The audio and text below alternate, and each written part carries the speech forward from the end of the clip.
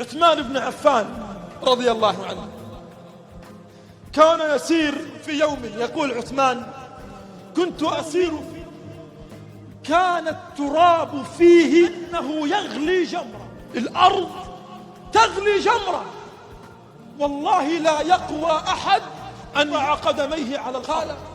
فأخذت جانبا من الظل، يعني أردت أن أصطدل، رأيت وراء إبلين رجل غطى الوجه يجري وراء إبلين. قلت: من هذا؟ من هذا الرجل الذي في هذا الأرض، الذي لا يستطيع الواحد منا أن يقوى أن يضع قدميه فيه على الأرض؟ إبلين يجري وراء. قلت: رحمك الله، من أنت؟ أقول: عثمان. فكشف عن وجهي فإذا به عمر، عمر بن الخطاب.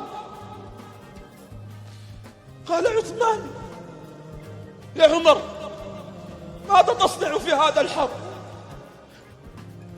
قال عثمان: يا عمر، ماذا تصنع في هذا الحر؟ فقال عمر: يا عثمان، إن إبلين من إبل الصدقة تفلتا، من إبل الصدقة تفلتا، فخشيت أن يضيعا. فقال عثمان: يا عمر، اجلس في الظل فأجعل عبدا من عبيدي يأتي بالإبلين. فغضب عمر وقال: يا عثمان، هل عبدك أعبد من عمر؟ هل عبدك أعبد من عمر؟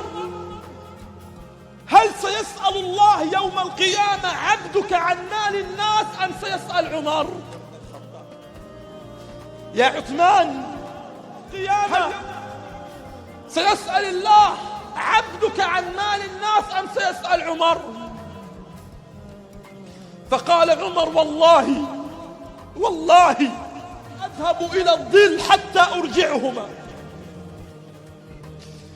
أيا حكامنا أرجعوا مال الناس، أيا وزراء وطننا العربي أرجعوا أموال الفقراء، أيا أيها المسؤولين في أرجعوا حقوق الضعفاء. إبلين من إبل الصدقة. قال: والله لا أرجع حتى أرجعهما إلى بيت مال المسلمين. قال عثمان: فأرجعهما عمر. قال: فلما جاء إلى الظل وقع على الأرض من شدة الإعياء.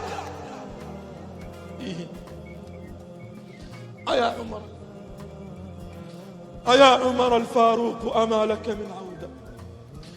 سقط على الأرض من شدة الإعياء، من شدة الحر.